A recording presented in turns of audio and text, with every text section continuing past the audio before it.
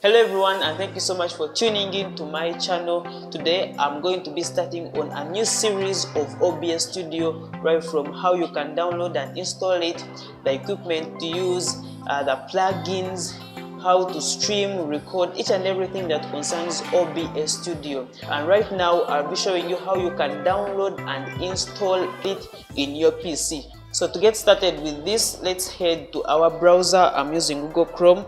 Go ahead and open Google Chrome and just type in OBS Studio. Yes, and this first website right here, that's their official website. It is obsproject.com. I'll have it linked in the description below. And on their website, their latest version is 30.2.2. It was released in July. They have different versions of Windows, Mac OS, and Linux. But in my case here, I am using the Windows version, Windows 11 in particular. So just click on Windows, then it will open another tab here, and yeah, the downloader will pop up. I just click on start downloading and wait for it to download. So once you're done downloading, let's go straight to our downloads folder and come here to programs. Here it is, just double click into it and then click on next, and then hit install.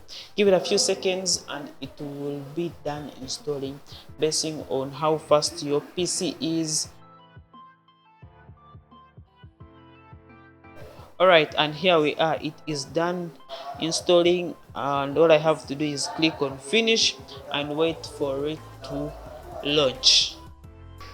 And here we are, it has opened, and I'm pretty sure that this is how OBS looks on your PC as well. In my next video, I'll take you through how you can modify all these, change the appearance, and how you can work on other settings, recordings, and each and everything that you need to work on so that you can get started with OBS. Thank you so much for watching. Catch you in the next video.